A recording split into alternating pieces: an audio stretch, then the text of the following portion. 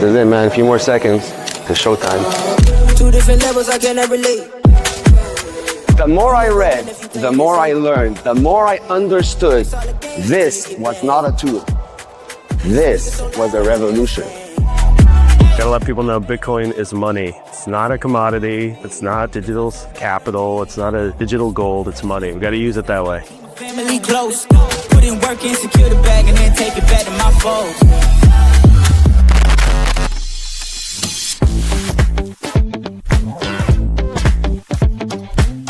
The Bitcoin Way educates and empowers every individual on how to regain full control over their wealth, how to protect it, and how to get it right the first time, so that there's no mistakes and no anxiety in any stage of that process. I think there are two important things that people should understand about self-custody.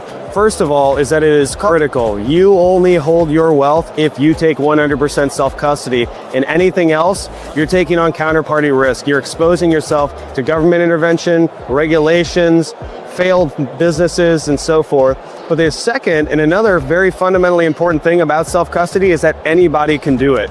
It's a new set of skills, but it's not that complicated. You just need the right teacher to help walk you through the process to do it correctly the first time.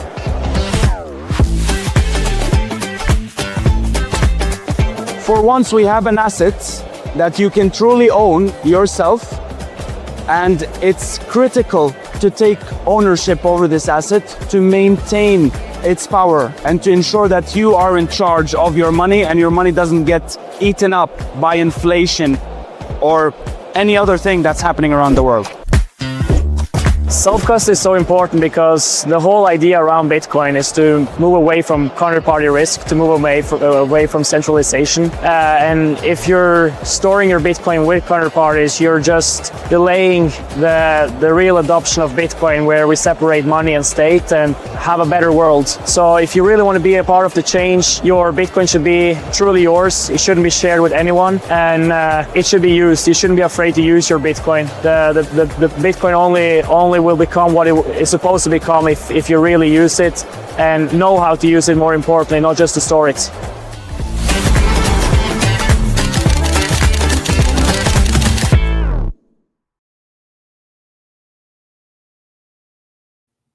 Hey everyone, welcome back to the Bitcoin Way Live. We are excited to be here, excited to have you join us. Tony, how's it going, my man?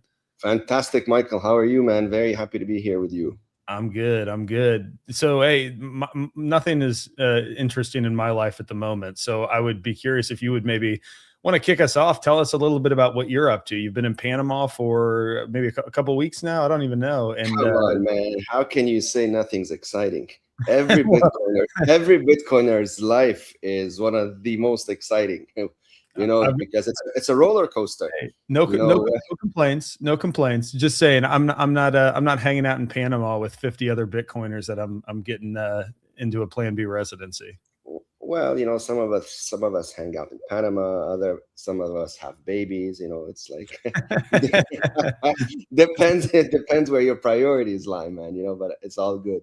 No, Panama's been great. We've been insanely busy here, welcoming a lot of newcomers who have onboarded into our Plan B into Panama, and it's been a very, very exciting journey. Amazing folks, of course, Bitcoiners. And just the whole experience of them meeting other Bitcoiners, removing that notion that they're all alone in this world, all of that magically disappears, almost immediately when you land in Panama, especially after we introduce ourselves to these folks and introduce them to each other and start organizing events and what have you. It almost feels like pixie dust has been sprinkled over everyone, and they remember why they're here. None of the folks that are coming on this trip here are focused on price or charts. In fact, during none of the any of the interactions with us here has anyone mentioned anything about the prices and charts. Sure, I mean, they're aware of the headline news, but it's like, okay, whatever, next, and then we focus on what really matters, right? Building memories, building relationships, seeing, what the future holds, how we can prepare for it, how we can structure for it, how we can stay ahead of the game, and things of that sort.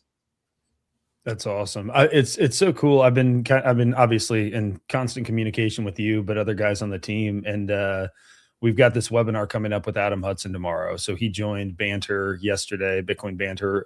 For those of you who haven't watched, it's sort of like this, similar format, but we pre-record it, we send it out the next day. So today, actually, maybe by now, it's gone out, and he's one of the folks on the trip, great friend of ours, incredible partner.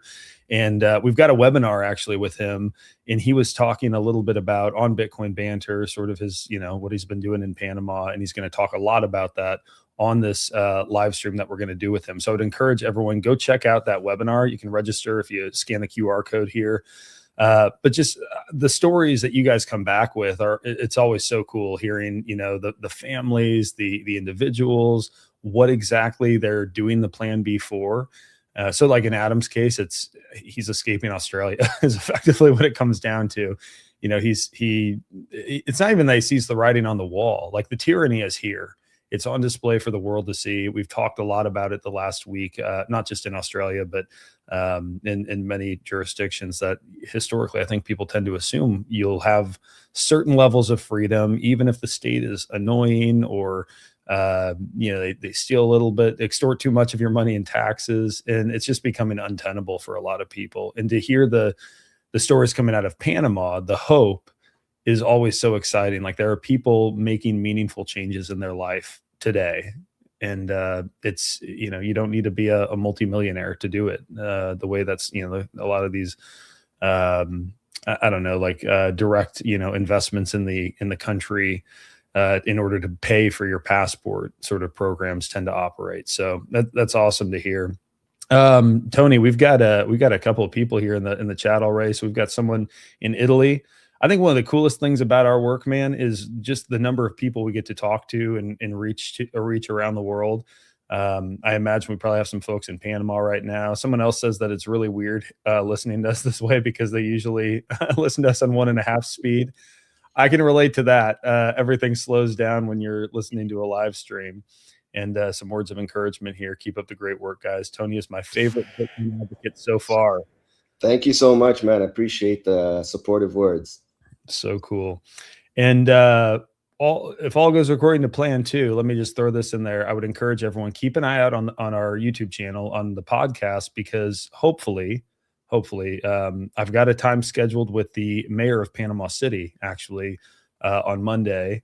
And I know he's a busy guy, so schedules change and things shift, but hopefully next Friday, that episode will go out. So you'll get to hear, his perspective on why Panama is becoming such an attractive place for people to escape to. Tony, anything else? Any crazy stories or any wild adventures you want to share before we jump into some of the news? Look, man, as far as I'm concerned, it's very bullish news across the board. My experiences, are with real people and real stories, focusing on what really matters.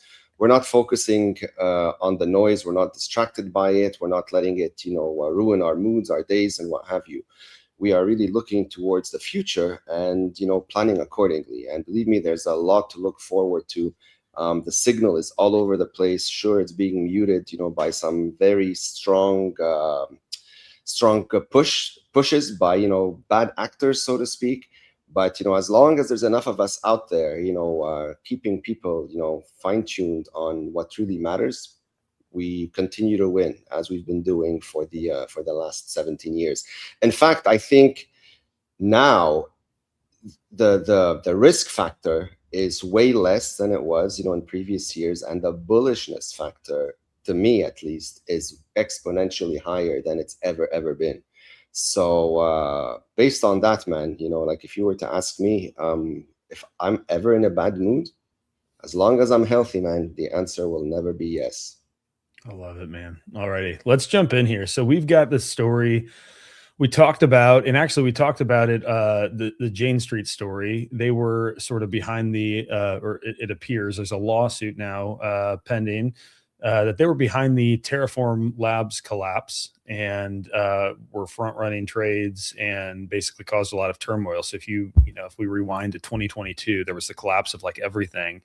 And it sounds like they were heavily involved in at least one big collapse, and there's obviously so much counterparty risk in the industry, and so to the extent that might have cascaded down to others. These people, these are bad people, and completely and solely interested in their own personal profit. And the other rumor that's been going around is that Jane Street, which by the way is a proprietary trading firm, was involved in like these 10 a.m. dumps that we kept seeing in Bitcoin. And so they got sued. Was it yesterday or 2 days ago now? I don't even remember. They got sued. And then yesterday, maybe the next day, there's no 10 a.m. candle. We have the 10 a.m. candle is green, for the first time in a while. It's not this red candle where they were dumping in order to buy it cheaper and create basically turmoil in the market. So Tony, I can't imagine they're the only one though, right? I mean, this is like one that people have long suspected, but what's your take when you look at this sort of news? Man, I made a video about this. I'll be releasing it later on today, but I've been calling this out for a very long time. Of course, I'm not an investigative journalist to be able to give you names behind all this activity, but it was crystal clear that this was going on. Jane Street is a massive player. Like I personally never heard of them up until recently, and I'm sure most folks haven't either. But the fact that they exist should tell you everything. The legacy system, man, this is how they work. When people were getting all hyper excited about the involvement of the institutions and Wall Street into Bitcoin, thinking it's going to pump their bags and what have you. I was laughing. I'm like, these are the last people you want in the space. I understand that it might accelerate adoption, but these folks are not your friends, man. These folks are coming in here to win. These are sophisticated traders, manipulators, deceptors, call them whatever you want. They've been doing this for a very long time, with stocks and equities and what have you. And now all of a sudden, this has been extended to something brand new, the crypto world. And so the same games, the same bullshit that they've been doing, in the past, now they're just repeating them here, except on a much higher level, because stocks and what have you, it wasn't a 24/7 market. Crypto never sleeps, right? And now you've got platforms that give you, even more tantalizing carrots, like 20 to 125 times leverage, which attracts all sorts of crazy people, puts the greed at an all-time high, and people start doing all sorts of retarded things. And of course, these guys are in a position to always watch that chessboard, right? So when you're coming in as this naive little player, thinking you've got your formulas and your charts in place, and that you're going to, pull a move or make a trade that's going to make you a win. Well, just know that there's the all-watching eye up here, seeing who else thinks like you. And when there's enough of you, piled in like a bunch of sheep inside the cage, then they, coordinate something which rug pulls every single one of them. So this is the nature of the beast. None of what they're doing is, illegal according to the rule of law. But is it manipulation? Of course it is. People don't want to call it that because they're like, that's just how markets work. Sure. But if you're in a position to execute on time, you have access to privileged information, you can release nonsense into the market, create FUD, and sort of like kickstart a cascading negative spiral, well, then you're going to affect the sentiment, right? So these guys are dumping massive amounts of Bitcoin, spot Bitcoin. What does that do? It nukes all the leveraged trades. What does that do? People that are also implicated in counterparty risk, like for those, for example, that have borrowed against their Bitcoin, boom. Now all of a sudden they're being margin called or close to being margin called. If they don't have enough collateral to back it up, they're done. And you see, and then people, the other ones, the retail, see all this, prices going down. They freak out. They automatically assume, oh shit, Bitcoin's going to zero. And then, it becomes like a self-fulfilling prophecy of doom. And they all end up losing their funds, right? And so now that we finally have a name behind at least one of these events, it seems to me that a lot of the immediate panic and crazy thoughts have subsided, or at least paused for now, because magically, overnight, now you're up 7%, right? So that coordinated dump I've always said was not organic. It had to be man-made. And what do you have now? Once you take out that bad actor, that negative force in the market, now look what happens. But at the same time, nobody knows if there's another actor now just doing the reverse of what these guys were doing to prop it back up. So it doesn't really matter, though. This is what people still fail to understand, that these players are here. You can't get rid of them. The only thing you can do is give them less artillery to play with in order to hurt you. And that is by opting out of their game entirely so that you are no longer their exit liquidity. And, for the first time, we have that option. And that's with the asset that they're fucking around with, which is Bitcoin. So you buy the asset, you take it out of the market into your own self-custody, and that gives them less of it to fool around with, right? But you need enough people to understand that this is real money, that this is going to be the future of money, and it's not a speculation. As long as not enough people are doing this, these guys have, it's Disneyland for them, up, down, left, right, whenever they want. They have the resources, the tools, and the experience to do this flawlessly every single time. And regulations permit this. Maybe the Clarity Act wanted to sort of subside this. I'm not really sure. I don't trust politicians and whatever concoctions they come up with. But theoretically, these Clarity Acts were supposed to put an end to these shenanigans. But until they disappear, until you make leverage illegal, until you make these games illegal, people are always going to find loopholes and workarounds for them, right? But again, none of this has to affect the average person, because all they need to do is understand that this is money, buy it, hold it, learn how to use it, and just sit on the sidelines living in the future of incorruptible sound money. So I agree. Ironically, for me, it makes me incredibly bullish that we have some degree of confirmation that this manipulation's been happening, at least from one firm. And that the reason for that is pretty simple. Right now, they're able to manipulate it within this $60,000 range, call it. We have new people coming online. I mean, I know for sure we do because we have clients. We have new people coming online, not just as Bitcoiners, but also taking self-custody, removing this money from the fiat system, taking it off of exchanges, out of inferior, custody arrangements.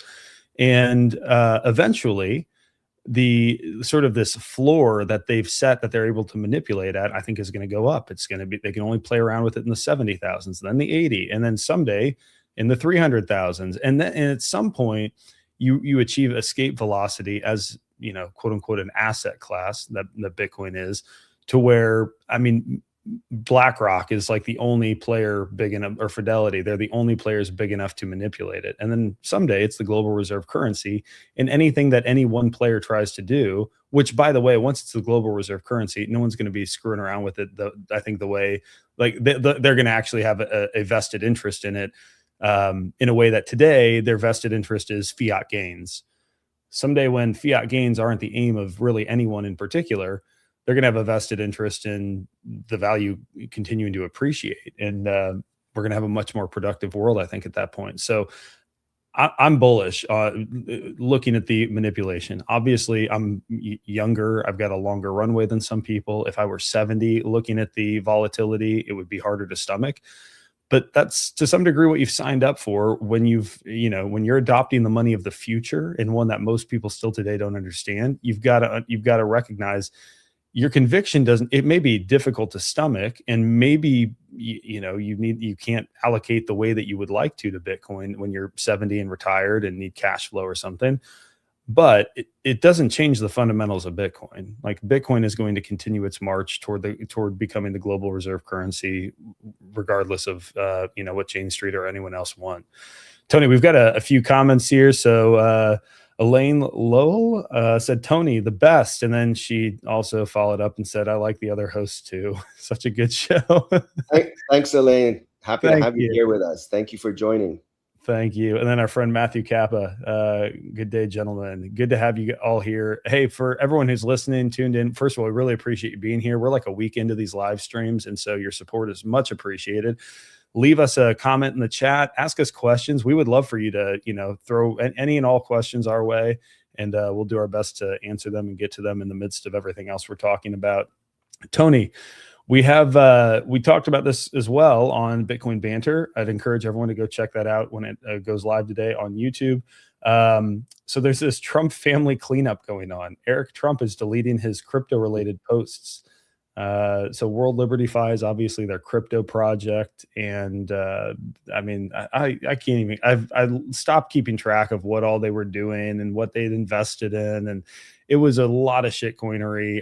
I think Bitcoin has probably privately become a bit of a focus for them. I think one or both of Trump's sons have talked about Bitcoin going to $1 million, right? So like they seem to understand fundamentally that something's different about it. No one's talking about Ethereum going to $1 million, but it raises some eyebrows when you have the president's son deleting crypto tweets when we're supposed to be the crypto capital of the world. And we have the SBR now, and Trump's the first Bitcoin or crypto president, however you want to frame it. By the way, I say most of that sarcastically.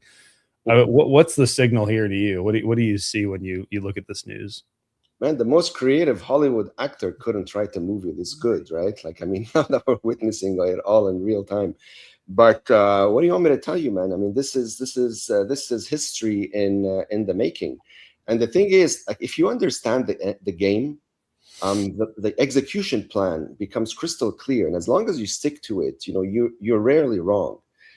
The legacy system, these guys, they know that the dollar is no longer going to be the dominant, global reserve. They know, it's crystal clear. They also know that now they can't get rid of Bitcoin because now, it exists. They tried to kill it. Didn't work. It's not going anywhere. In fact, it's only gotten stronger. So what are they trying to do here? These people have always thrived on power and control. And what's happening now is a desperate attempt to remain in control in whichever way, shape, or form that entails.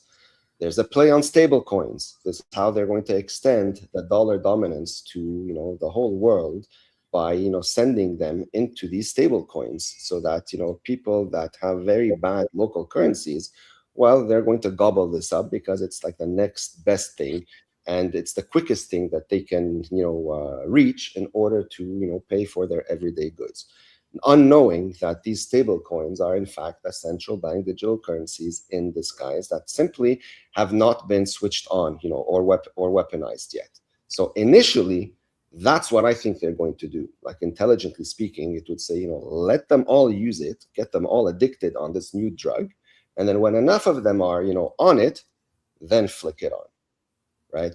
But if you know this is coming, then you can already plan accordingly to shield yourself from this nonsense. Why he's deleting tweets, that you can speculate on all day long. I think the fact that it depegged tells me two things. Either it's broken, or it's been hacked, or it wasn't backed up one-to-one in the same way that they claimed. Otherwise, like, why would it depeg if you always have the cash reserve to back up every USD1 coin, right? So you can speculate all day about this. I'm not really interested, but it doesn't really matter.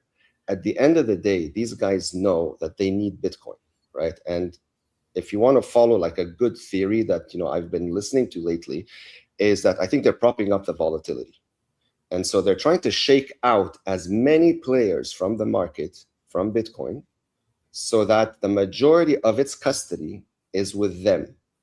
And the reason they want to do this is not to control Bitcoin, because of course they can't, but they will able to control the volatility. Like, you no longer have these crazy swings, when they have a big chunk of it. And so I think this is something along those lines is what's happening. So of course they need Bitcoin to skyrocket in value. In the same way, perhaps you can argue that they probably want gold to skyrocket, to a certain degree as well, for whatever use case they have for it. But Bitcoin is the future of money. It's not gold. As much as you hear gold bugs all day long swearing by the 5,000-year history of gold, it has no role, or a very limited role, in a digital world. That's just a fact. Bitcoin is the torrents of money. You can't stop it peer-to-peer, but you just need more people to understand this, which is still not the case, sadly. But once people realize that they don't need counterparty risk and they don't need permission to transact from point A to point B, logically speaking, anyone with half a cent of common sense is going to adopt that route, right? But by then, I don't know what the options available to them are.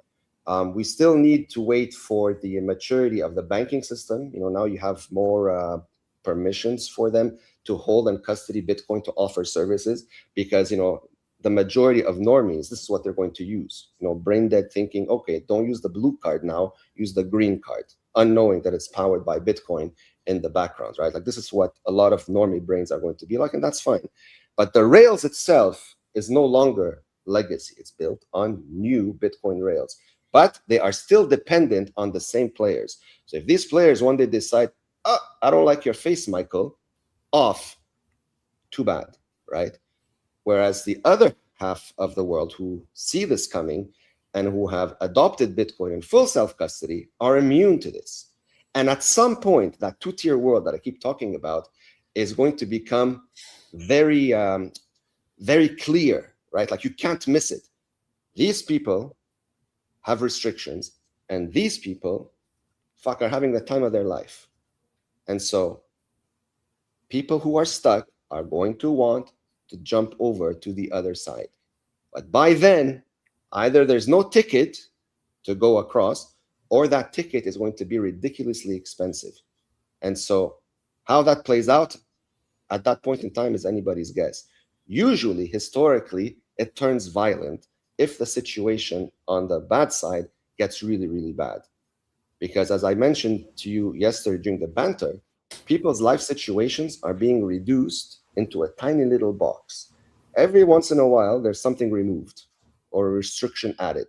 And so instead of finding ways to improve their lives, regular folks are shrinking their standards to fit that box, right? But at some point, the box will get too small to fit, and something's going to start breaking. And I think we're headed towards something like this. So why he's deleting these tweets, God knows, man. Maybe he wants to, clear out his, clear out any connection between any shady business. Who knows? Like, you can speculate about this all day long. It doesn't really matter. The legacy system will do whatever it does. It's a dirty world by design, and so you can expect all sorts of headlines.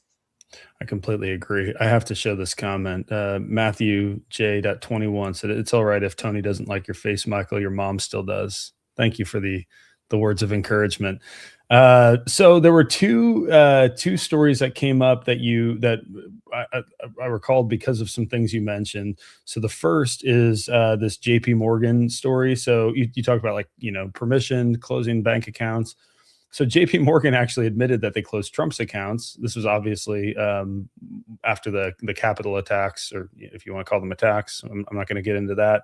The alleged insurrection, I'll say. And the admission comes in Trump's $5 billion lawsuit, where he claims the move was politically motivated. And then you also mentioned people realize that the end of the dollar is coming. So Marco Rubio, our Secretary of State, actually said, we won't have to talk about sanctions in 5 years because there will be so many countries transacting in currencies other than the dollar that we won't have the ability to sanction them. So that is an incredible admission, in my view, of where the world is headed. Now, whether Marco Rubio understands where it's going over a long enough time horizon, he understands that the de-dollarization process is underway, and it's been going on for quite some time.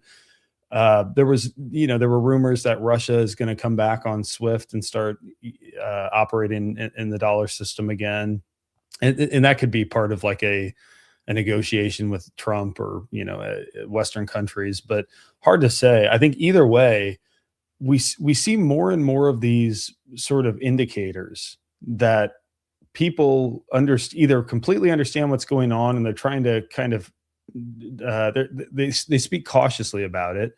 But then you have like these big admissions from someone like Marco Rubio, where he just says it in the next 5 years, we're not going to have the ability to sanction countries, because they're going to keep operating in yuan. They're going to keep operating in other local currencies.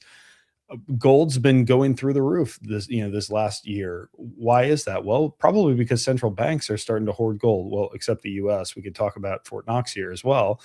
But they realize that the end of an era is upon us. and you're going to need some alternative to operate. Otherwise, you run the risk of everything you've described being sanctioned, being, depermissioned within the banking system. Yeah, man. I mean, this is crystal clear. That's why he admitted it, because I don't think you can hide that fact anymore. I think personally, I think the number one mistake the U.S. did was weaponize the dollar. You know, as soon as they started sanctioning places like recently with Russia and what have you, and shutting people's bank accounts, and then you started seeing, these activities happen, in different countries, like in Canada with the truckers and what have you, and now the admission that J.P. Morgan shut down the president's account. Do you understand?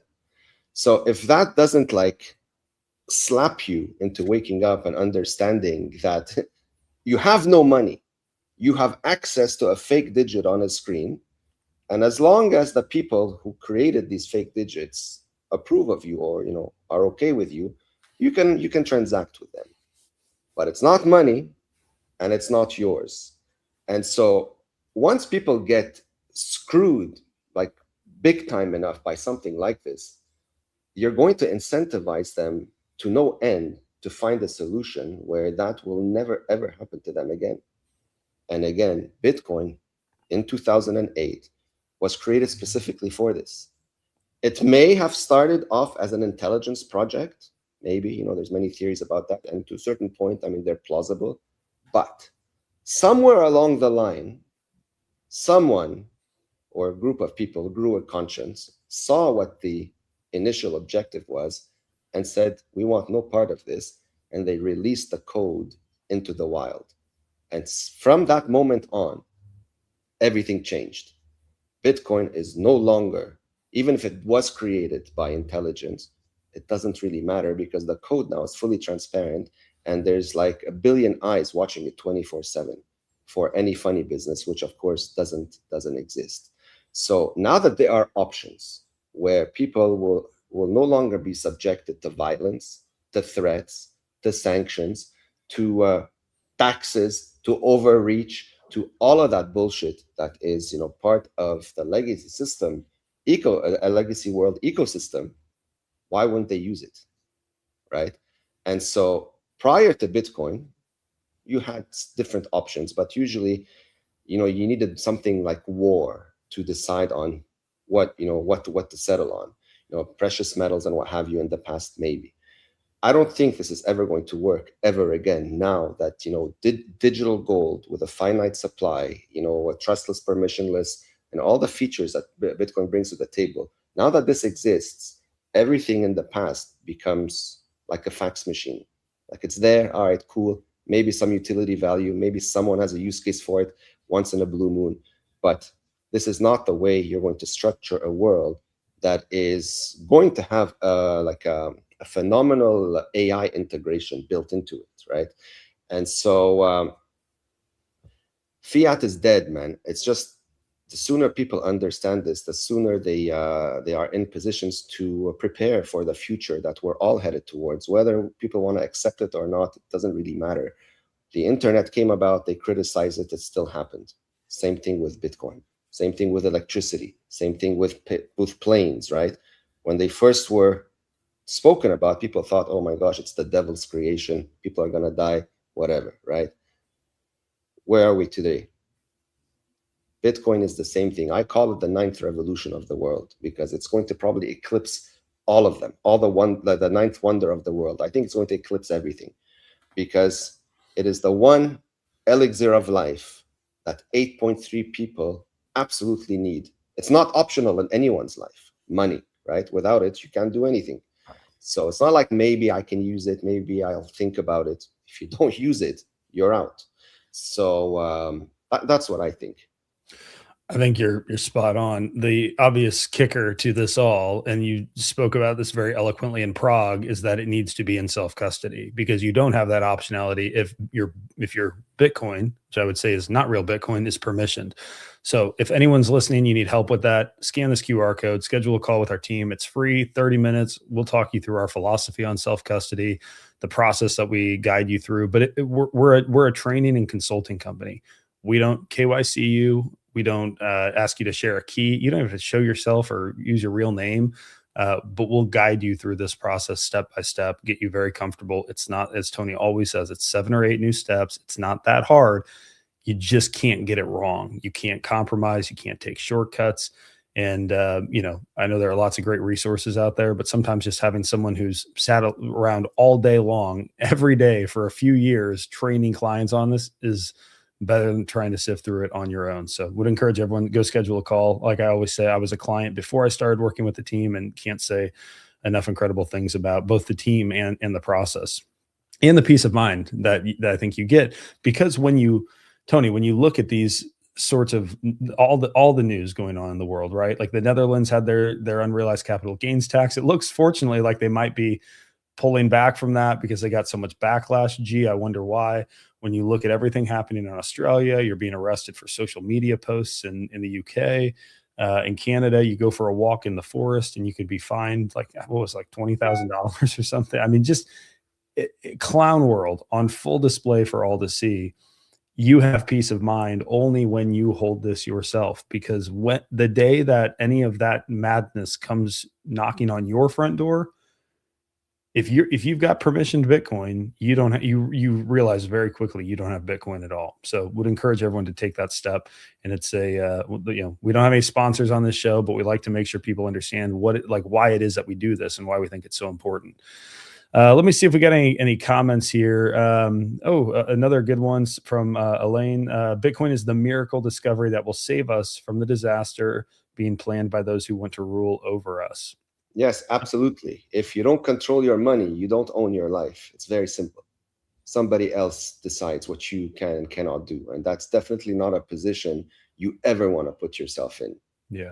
I'll make one, I'll append something to the end of that. Bitcoin is an incredible tool. Tools require somebody to leverage them, to utilize them, to broaden the adoption of them.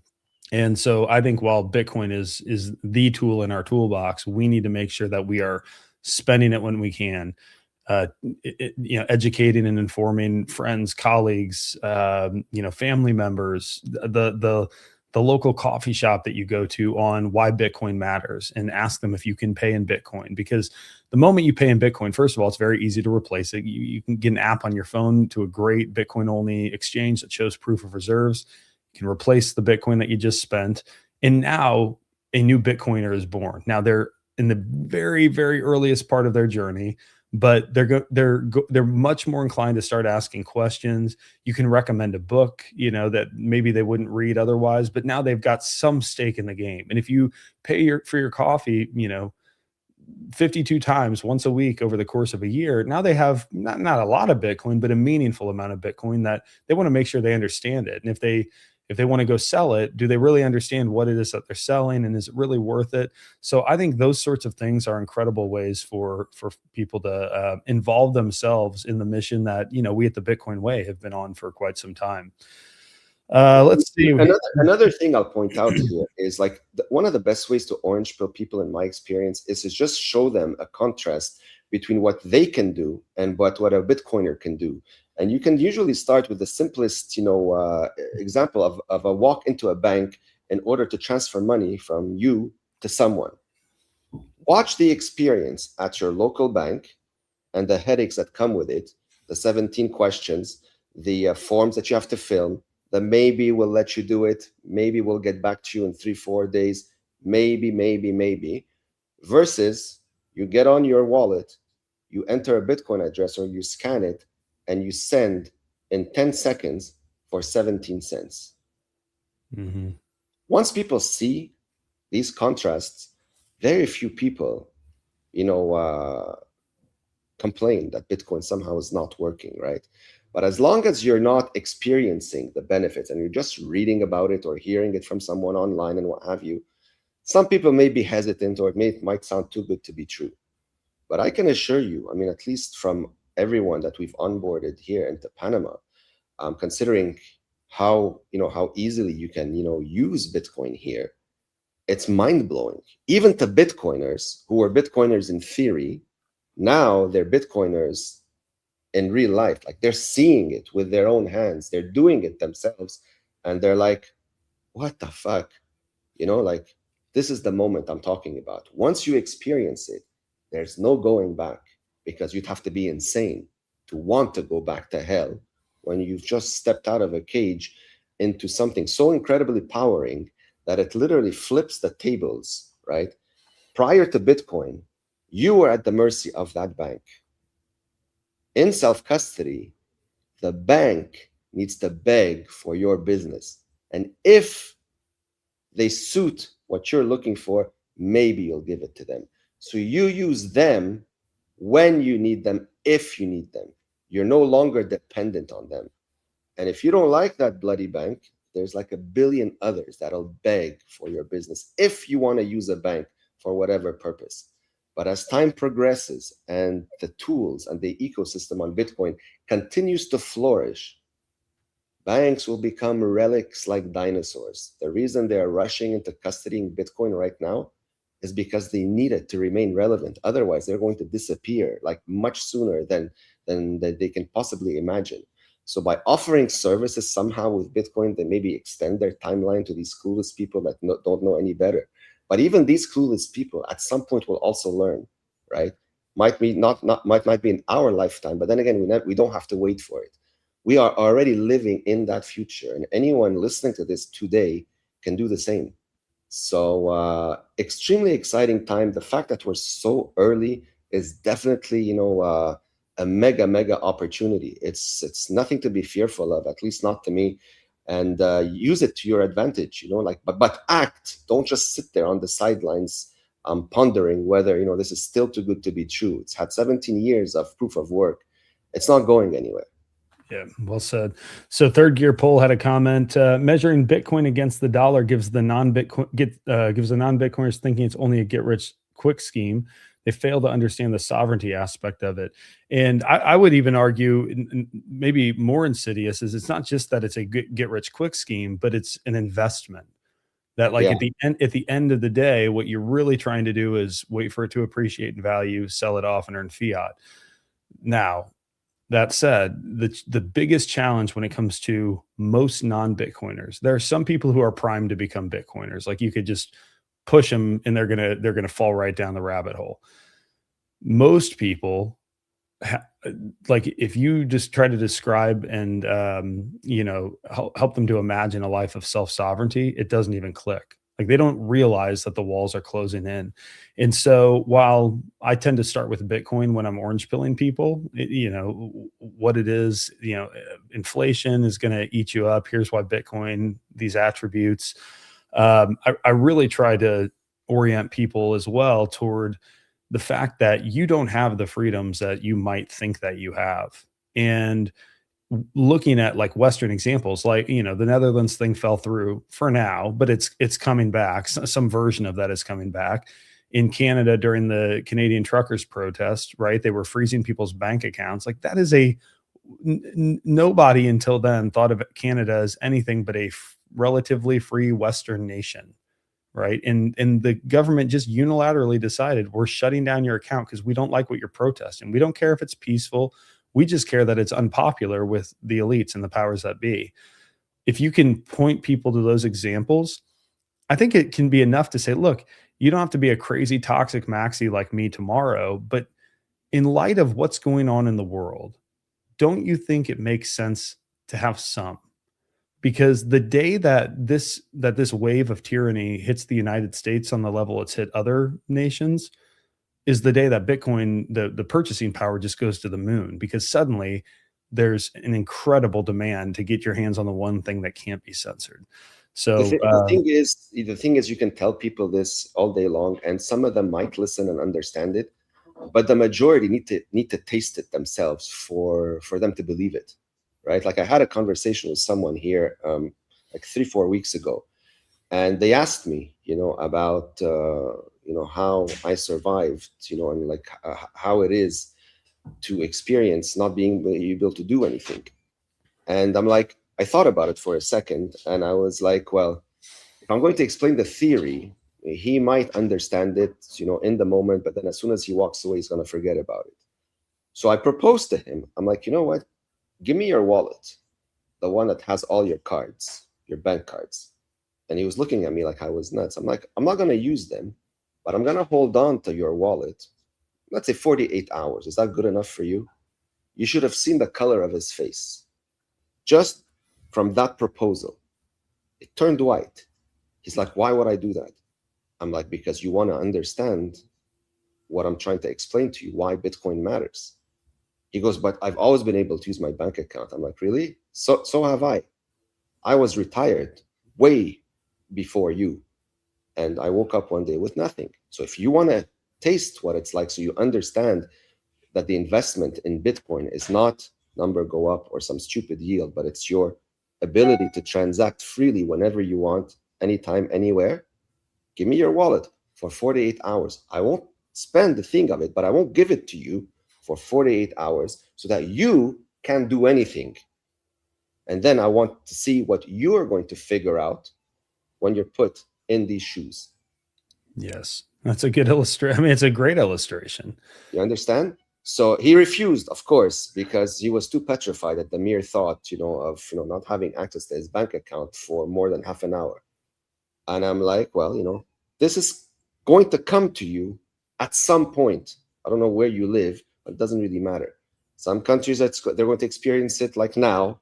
Some countries a bit later. But at some point, you're all going to experience some version of it. Maybe not a seized bank account, but a depleted purchasing power or a restriction on what you can and cannot buy. So if you don't want to be that digital donkey who's dependent on permission, well, you need to have that plan in place before it happens to you. Yes, I think that is incredibly well said. Lee James 1792 said Bitcoin scares people because it's still new. People are afraid of change even though they hate the current system. Completely agree. Maybe the one comment I would make on that is I don't know that most people understand that they hate the system. They hate something that's sort of percolating in the background. They hate, the fact that their life's getting more expensive. They don't understand that there is a monetary system that is the root cause of all of those things. But I definitely agree with the sentiment. We've got Bassy 21 Clown World, maybe, but not funny. Couldn't agree more. We laugh at it to keep from crying. I guess I would say here at the Bitcoin Way. The fear and anxiety that most people go through is simply because they don't know what the next steps are. Like when you're not familiar with how Bitcoin works and what the steps are to secure it and use it and what have you, of course, all this unknown petrifies you. But there are plenty of resources online, many of them free, other of them for those who want to take like a shortcut, with guided experts like how we do here at the Bitcoin Way. We'll walk you through this, man. Like we'll take you from point knowing nothing to becoming as comfortable as we are with this entire process, as if you've been doing it your entire life, irrespective of the amount of money that you're transacting with. Like whether you're dealing with $1 or $1 billion, the steps to go from point A to point B don't change, right? But the fact that you can do it at the beach on an afternoon, at breakfast, without having to deal with a bank or some annoying piece of shit that's going to give you 1,700 questions to answer before they let you use your money, right? That is what you're investing in. Yeah, I completely agree. Someone, Third Gear Poll, really appreciate the nice comment. Too much emphasis in coverage on the dollar value of Bitcoin instead of free market ideology. Love you fellas, do more of the latter than the fiat comparison. We'll continue to do so. I know that there's, again, for some people, the volatility is crushing. I think for a lot of people, it's just a matter of lowering their time preference personally. We had Plastic O2D.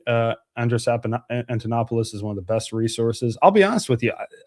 That's what I hear. Killed me, man. His video saved my life. So I've listened to a couple of his videos since being orange pilled. He wasn't someone that I found early on, and so while his explanations are incredible, and I think probably a useful resource for me to share with people, it wasn't actually one that got me, but I hear that from so many people. Let's see. Okay, we've got let's see. I'm not going to even pronounce this name. Sorry. But when do you see the BTC breaking out of being priced by dollars instead of its own valuation? Oh man, that might take a while. Not because it's hard, but because people don't like to think and are extremely slow to adapt to change.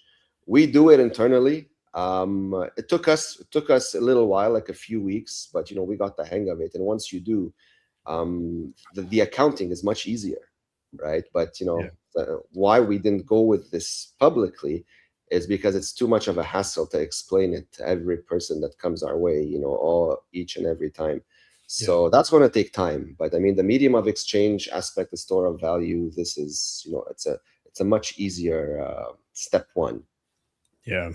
I had Mark Moss, who I disagree with Mark on a lot of things. We agree on, obviously, Bitcoin is very important. He thinks that, I think 2050, 2055, sometime around then, we will have Bitcoin as a unit of account.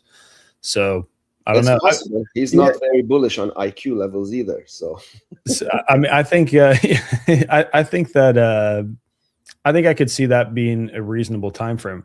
What I tend to think about is what other factors could streamline us getting to Bitcoin as a unit of account, and we're in a debt spiral at the sovereign level, and they can kick the can for a long time. I don't know how long, because eventually the effects become so painful for us normal people, or at least us normal people who aren't in Bitcoin, that they might have to reset before it even becomes like truly catastrophic, right? It's just, the guillotines come out kind of thing. Not a call for violence, just an observation of what history tends to do. That's a good question, man. I honestly, I don't know, but I think this would probably be one of the last things that happens. I think the medium of exchange takes off, much quicker than the store of value, simply because there's more places around the globe that are using Bitcoin as money versus the store of value. The store of value thing is limited to, the spoiled countries of this world, the financially privileged jurisdictions that, are in a position to go out and buy and save their UTXOs. But people who have always been shunned from the banking system and have discovered Bitcoin, they're not saving for $1 million Bitcoin. They're saving because they can, and they're using it to live. And for the first time, they are genuinely free, freer than any person who's still, using Bitcoin as a sprinkle on their portfolio, as like a side dish, so to speak. Yeah. It'll be interesting. Plastic O2D said Lightning Network will bring mass adoption. Yeah, absolutely. And it's happening. Yeah. And it's Lightning, it's other new technologies. It's like we've talked about this before, Tony, like the ability to self-custody for the store of value use case is becoming easier. And in 10 years, I can only imagine, what it'll look like. So I think all of these things are incredible. Obviously, when something is new, you sort of tinker with it cautiously. Don't overexpose yourself to any new technology. Lightning's been around a while now. And I think like that's one of my encouragements is when I try to onboard like my local farmer, my church, those sorts of people, like just throw up a QR code or an address to start accepting Bitcoin via Lightning. Make it simple, make it instantaneous, and I'm hopeful too that will help orange pill other people. If I bump into someone while that QR code's there, I can say, hey, let me show you how to send $5 real quick to whoever the vendor is. And more people, I think, are going to find out that way. It's just because it just becomes easier. And if nothing else, the more we see those stickers, Bitcoin preferred or Bitcoin accepted, it's going to instill in people's minds this notion that Bitcoin is a form of money. Just like the dollar is a way that you can pay, Bitcoin is a way that you can pay. And it's going to be subconscious for some time, but I still think that's a very powerful reinforcing mechanism that we have. Man, there's going to be an explosion of tools on the Bitcoin ecosystem, and we already see it. Like you're going to see like tons more wallets, more simplified, easier to use, reduced steps, and what have you. But as is, if you look globally, there's a lot more merchants accepting Bitcoin as payment. I mean, we saw, for example, in the US, you guys have the Steak and Shake. We saw in Europe, the Carrefour, the supermarket, going as far as giving 20% discounts for folks that actually pay in discounts. You've got a lot more small to mid-sized companies using Bitcoin, accepting it as payment, incentivizing folks to pay with it as well, because they understand like this is the bet on the future of money. You don't want to save in something that's being debased, at an accelerated rate. and that you can potentially wake up one day and have no access to it, right? I mean, that's just lunacy. But people learn by real life examples. I mean, some people learn by, you know, open-mindedness in education. Like I said earlier, some people need to get screwed before they believe that they can get screwed. So brace yourself. One thing I wanted to share here before we round this out, Tony, is we talked a little bit about it on Bitcoin Banter. We haven't talked about it here, but I think this is a very interesting story that I think could. Yeah, I don't know fully what all the implications are, but an IMF chief was jailed years ago for he came out, said that the gold at Fort Knox was gone. And naturally they nailed him on like sex trafficking charges or something. I can't remember what it was now. And again, to be fair, it was an IMF chief. Like that is very plausible to me that there could have been sex trafficking charges that were valid. However, someone basically spilled the beans and said, US doesn't have all the gold. And to me, this is actually very bullish for Bitcoin, because it might deter countries if they buy into this news. They say, hey, you know, the United States is not going to accept gold as the next reserve currency, or what they're going to back the dollar with if they get into a bind, because they don't have any. And right now they're sort of they're the world superpower. What does the United States have? Does the United States have an advantage on? And that would be still to some degree Bitcoin.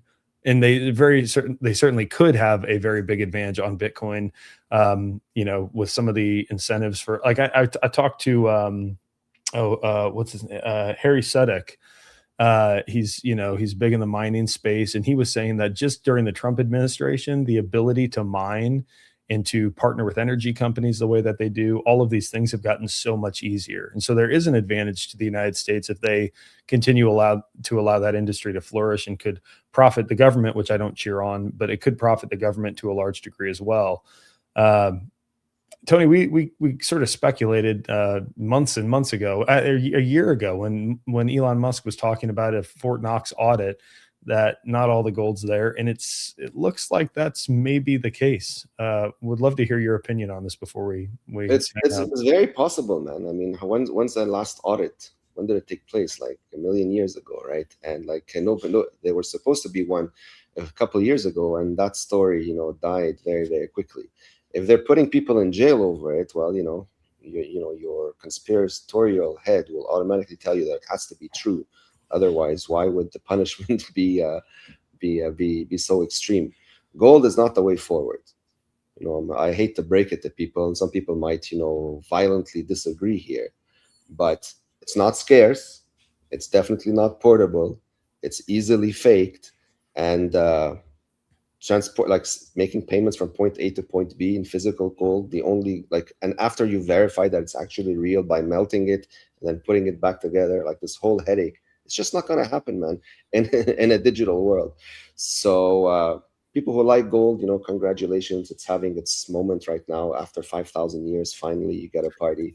But I think this party is going to be very short-lived. You know, once we start, people start accepting that AI agents now are the new DJs in town, right? So go where the puck is headed, and that's Bitcoin in full self-custody. Well said.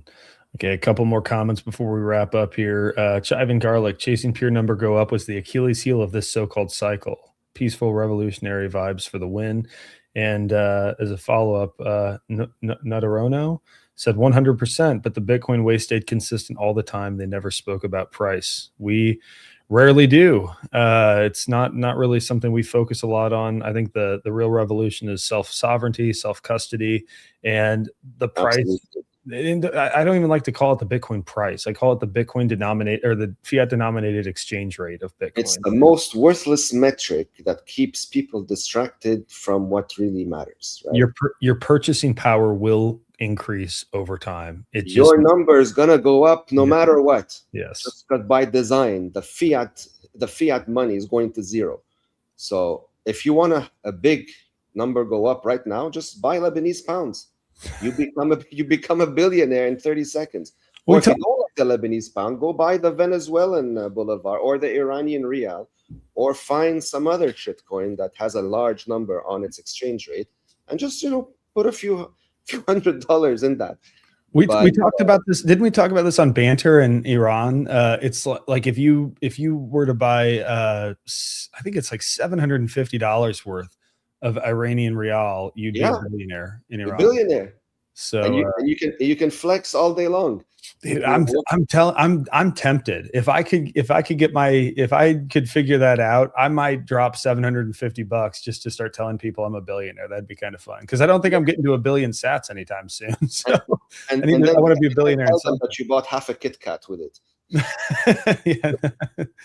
Yeah, it's I mean, it's sad for those people, obviously, who are suffering, but I think it's a great case study as to what in your story, obviously, Tony, in Lebanon, great case studies as to what people can expect and should. Well, look, if I'll try to simplify an example.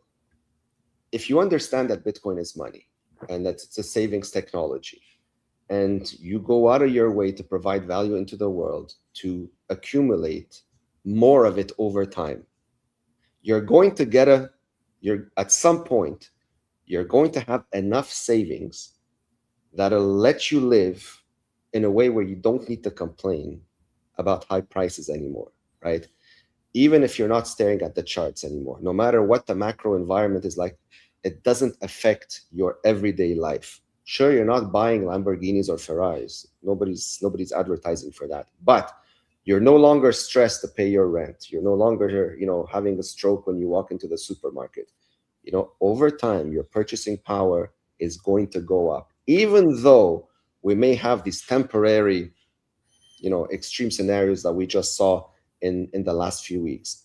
These too shall pass. The silver lining is Bitcoin's fixed supply, right?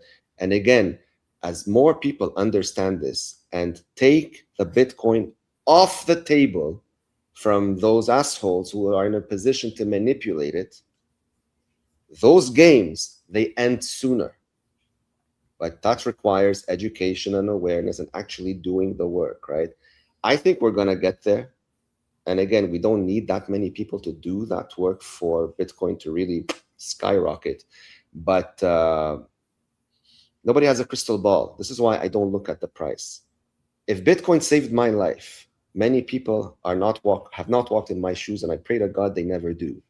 So you are way ahead of the game than I ever was. And if I can do it, you certainly have no excuse, considering how much help is willing and ready to help you. Well said, and a great place to wrap up, I think. I'm just going to point everyone really quickly to, again, if you want to go schedule a call with our team, it's free, 30 minutes. We'll explain what we do. I think many of you will be convinced. If you're not already in self-custody, if you think you have a good setup, I would just caution you that we've had lots of people come to us thinking they have a good setup and that they're going to get on this call and get a gold star for what they're doing. And a lot of times that is not the way it plays out. So please go to the bitcoinway.com/podcast or scan this QR code. We'd love to talk with you. Tony, I've got, let me see if any of these, Plastic O2D, Bitcoin saved my life as well. So happy to hear that, man. Happy to hear that. Absolutely. Well, Tony, thank you for joining me as always. And for everyone who tuned in hey, this is, I told you we're a week into these live streams. We had a very active chat today. Thank you so much. It makes it more fun for us. We love interacting and engaging with everyone who's tuning in and taking the time to spend with us. So thank you so much. We'll be back again, same time, noon Eastern. And just as a reminder, tomorrow, February 26th, 8 p.m. Eastern, for anyone interested in, an in-depth Q&A fireside chat with Adam Hudson about anything and everything around Plan B, specifically here in Panama, please tune in. It's going to be absolutely wild. Everybody's welcome. There's the QR code. So scan there, get registered, and we'll be posting about it probably one more time on our X account. So you can go follow us. It's at the Bitcoin Way _ is our X handle. And again, Friday, we'll be back same time, same place. Thank you all so much for being here. And until next time, just remember, the yield on Bitcoin is freedom. This is it, man. A few more seconds to showtime. 2 different levels, I cannot relate. The more I read, the more I learned, the more I understood this was not a tool. This